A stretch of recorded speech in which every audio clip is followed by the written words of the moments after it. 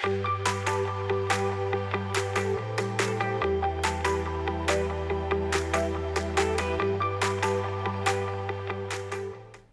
दोस्तों, मेरा नाम डॉक्टर प्रिया वाशने है और मैं एक गायनेकोलॉजिस्ट और फर्टिलिटी स्पेशलिस्ट हूँ।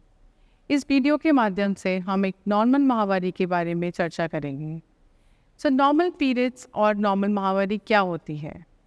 जैसा कि आप सबको पता है कि हर महिला के ऑर्गन से हर महीने हर एक 28 दिन के बाद एक ब्लड का डिस्चार्ज होता है, जिसको हम नॉर्मल पीरियड्स बोलते हैं।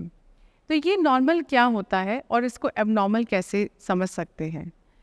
अगर एक मेंस्ट्रुएशन हर 28 दिन के साइकिल में आता है और ये आपका नॉर्मली 3 से 5 दिन तक ब्लीडिंग हो सकती है।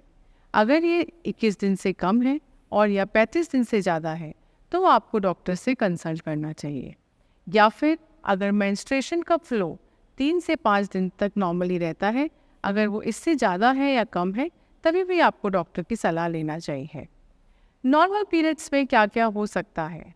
ड्यूरिंग पीरियड्स एक महिला को पेन हो सकता है, उसको थोड़ा सा वीकनेस लग सकता है, थोड़ा सा वोमिटिंग का जैसा सेंसेशन हो सकता है। तो ये सारे सिम्टम्स एक नॉर्मल माहवारी के समय हो सकते हैं। अगर किसी महिला को अगर बहुत ज़्यादा पेट में दर्द है या और भी ज़्यादा सिम्टम्स होते हैं तो उसको डॉक्टर का सलाह लेना चाहिए। नॉर्मल एबनॉर्मल माहवारी के क्या क्या लक्षण हो सकते हैं? अगर आपकी ब्लीडिंग 35 से ज़्यादा है, अगर आपकी ब्लीडिंग 8 से 9 दिन से ज़्यादा है तो ये एबनॉर्मल माहवारी होती है। एक नॉर्मल माहवारी में कैसे आपको अपना स्वच्छता का ध्यान रखना चाहिए? इस समय आपको अपनी बॉडी को बहुत स्वच्छ रखना है, डेली एक नॉर्मल बाथ लेना है। आपको जो पीरियड्स के समय आपको सैनिटरी पैड्स फ्रीक्वेंटली चेंज करने होते हैं। अगर आपकी ब्लीडिंग नॉर्मल भी नहीं है या हैवी भी नहीं है, फिर भी आपको सैनिटरी पैड्स हर 4 से 6 घंटे के अंदर चेंज करते रहना चाहिए। सैनिटरी पैड्स के अलावा आप टैम्पन्स या मेंस्ट्रुअल कप्स भी यूज़ कर सकते हैं, बट इस बात का ध्यान रहे कि आप सैनिटरी पैड यूज़ करने से पहले और उसके बाद अपने हाथों को वॉश करें। सैनिटरी पैड्स डिस्पोज करते समय भी उनको पेपर में रैप करके डिस्पोज करना चाहिए, जिससे कि हमारा एनवायरनमेंट भी स्वच्छ रहे। इस समय लोगों की बहुत धारणाएं हैं कि इस ड्यूरिंग पीरियड्स हमें क्या क्या खाना चाहिए, क्या क्या प्रिकॉशंस लेना चाहिए जिससे कि आपकी बॉडी हेल्दी रहे। तो इसमें लोगों को बहुत मिसकंसेप्शन है कि पीरियड्स के समय खट्टा नहीं खाना चाहिए, ज़मीन पर सोना चाहिए, लोगों से मिलना नहीं चाहिए या नॉर्मल काम नहीं करना चाहिए। ये सारी धारणाएं गलत हैं। पीरियड्स के समय आपको नॉर्मल हेल्दी खाना चाहिए, आपको बहुत सारा पानी पीना चाहिए, हरी सब्जियां खाएं और अपना नॉर्मल काम काज करते रहें। इस समय ज़रूरी नहीं है कि आप रेस्ट लें, आप नॉर्मल एक्सरसाइज कर सकते हैं, आप अपना नॉर्मल काम कर सकते हैं अगर आपकी बॉडी में कोई तकलीफ़ नहीं है तो। इस समय आप नॉर्मल खान पान का भी ध्यान रख सकते हैं। अगर आपके को ज़्यादा तकलीफ़ है, जैसे पेट में दर्द है, तो आप दवाइयों भी यूज़ कर सकते हैं, बट इसके लिए आपको डॉक्टर की सलाह लेना चाहिए।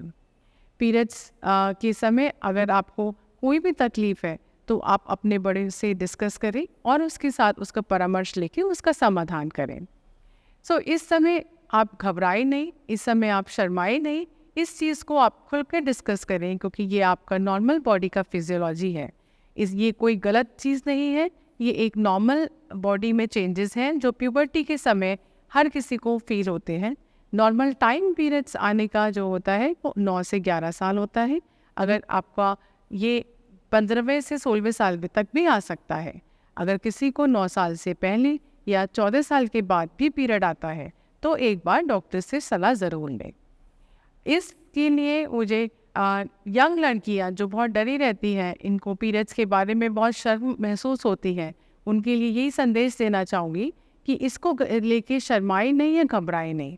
अगर आपको इसके बारे में नॉलेज नहीं है तो आप बड़ों से इसका बारे में इंफॉर्मेशन लें, या फिर आप आजकल हम बहुत सारे स्कूल में कैंपेन्स भी करते हैं जिससे लोगों को इसके बारे में बहुत सारी इन्फॉर्मेशन मिलती है। तो इसको छुपाना नहीं है। प्लस हमें अपने जो इस एज के लड़के हैं उनको भी इस बारे में इंफॉर्मेशन देनी चाहिए कि ये एक नॉर्मल फिजियोलॉजी है। इस समय वो अपने क्लास वाले लोगों से लड़कियों का या मजाक बनाना या उनको ऊपर हंसना इज़ नॉट गुड, इसके लिए हमें उनको भी ये इन्फॉर्मेशन देनी चाहिए, उनको भी इस बारे के लिए जागरूकता करना चाहिए। तो इसलिए अब मैं आप सबको यही संदेश देना चाहूँगी कि इसको हमें खुद भी जागरूक होना है और इसके बारे में दूसरों को भी जागरूकता फैलानी है। धन्यवाद।